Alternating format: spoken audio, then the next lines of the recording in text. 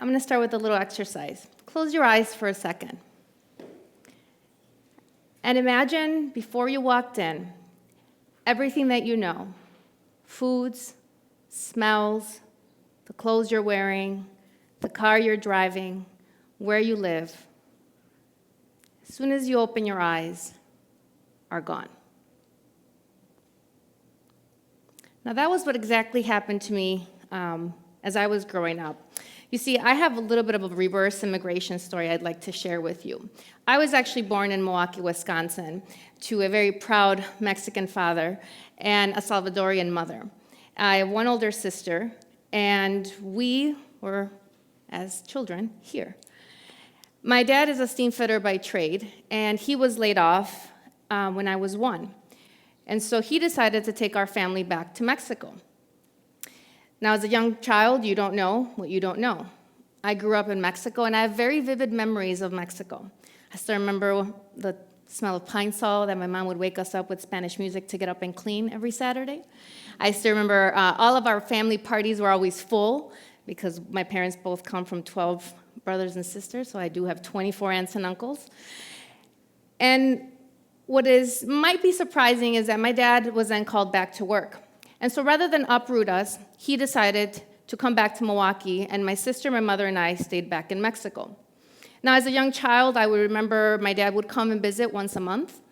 I never felt alone. I never felt like my dad was absent from my life. But it wasn't until one day, coming home from school at the age of 11, my mother said, "We're packing up our stuff and we're going back to the United States to be with your dad."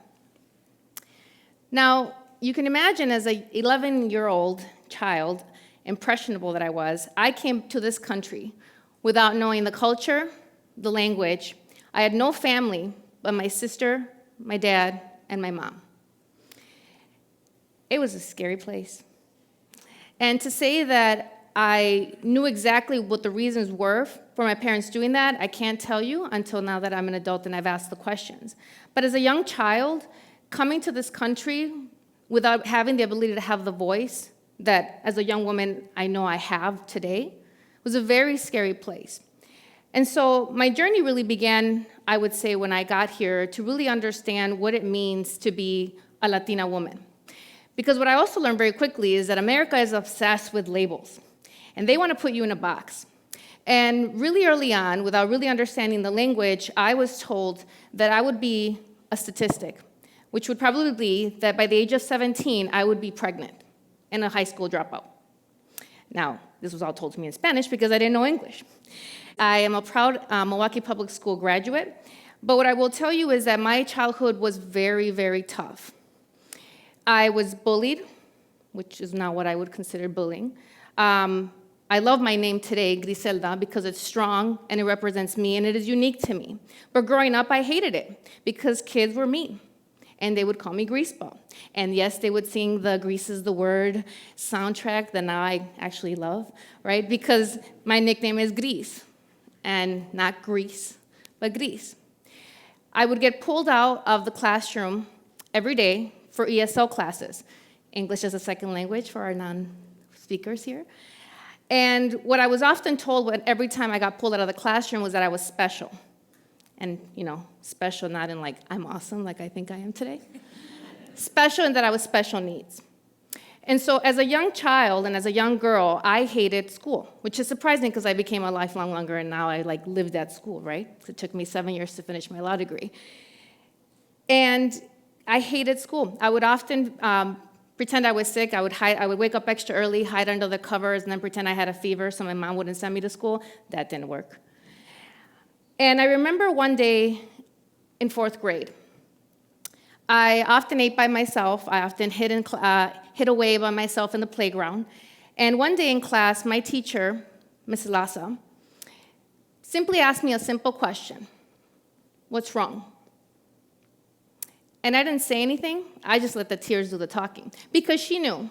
She knew I was bullied. She knew I didn't like coming to school, and she knew that my self-esteem was struggling. To say that I had ambition to get to where I am today, which is to be heading up one of the fastest growing nonprofits in the region, to tell you that I had ambitions of going to law school to tell you that I wanted to be the boss, I would have told you no way.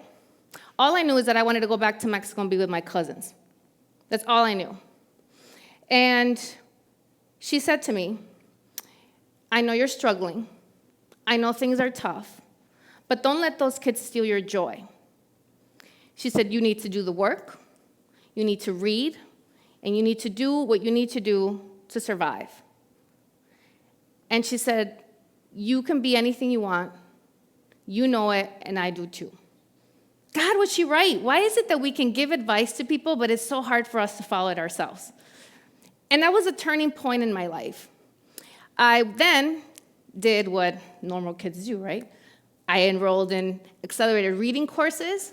I took ESL courses until my senior year in high school. I entered spelling bees. And I also know that it was tough because my dad had a very strict rule, because he wanted us to maintain the culture and he wanted us to maintain the language. And so he would say, Spanish at the house, English everywhere else, which meant I had to figure out a way to live in this dual world that I was constantly jumping in and out of. And so another way that I taught myself English was through music, which is probably why I know lyrics to so many random songs. Depeche Mode, anyone? Yes, love them. And so when I look back at that journey, I realized that Miss Lassa was my first mentor, before mentor became popular. She was the first person that actually cared about me when she didn't have to. She was the first person who's not related to me that cared about my success. And so what I learned very quickly is that we have mentors and people that influence us all around us each and every day. We just have to pay attention. Then there came Miss Martin in 5th grade, and then Carol Archbold at Marquette, and then Dr. Walker in grad school. And all of these people had a common thread. They all cared about my success and my well-being when there was nothing that they were going to get in return but watch me succeed and soar.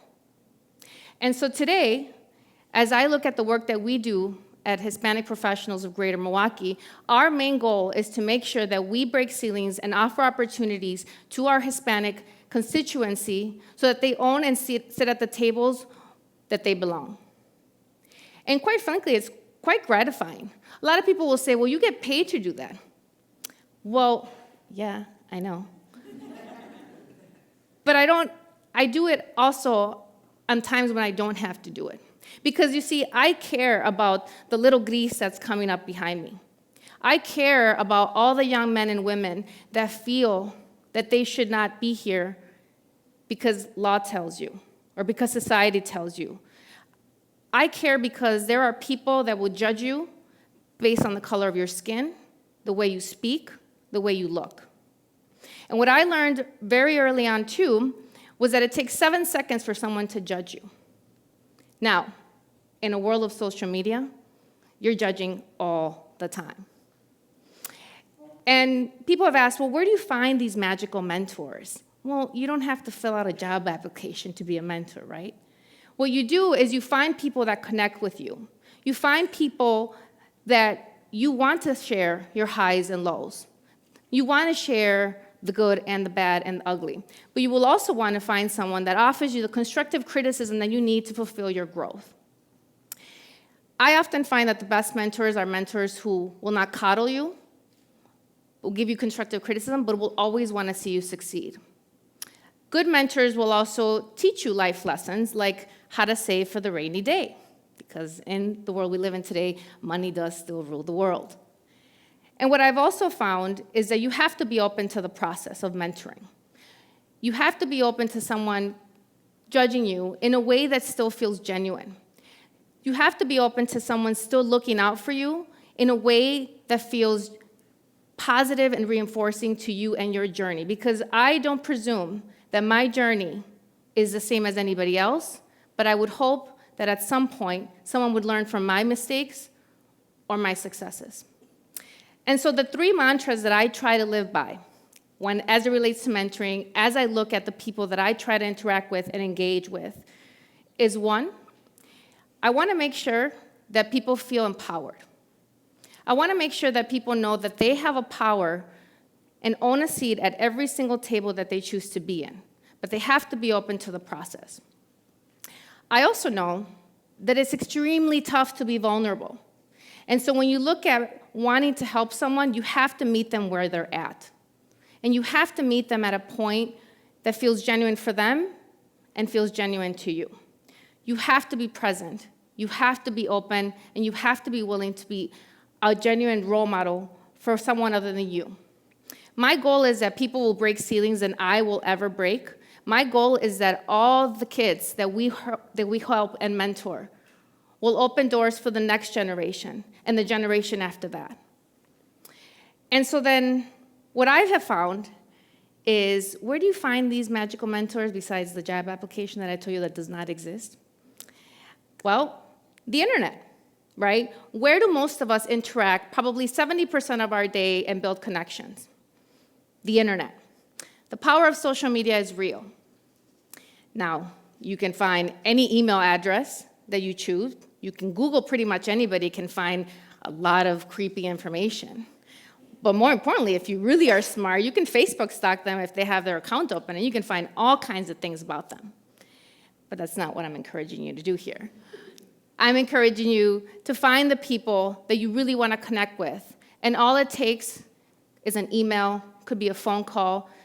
But then on the flip side, making sure that you're open to the process, because 9 times out of 10, the people that will agree to be your ambassadors, your supporters, are going to be willing to learn from you just as much as you're willing to learn from them.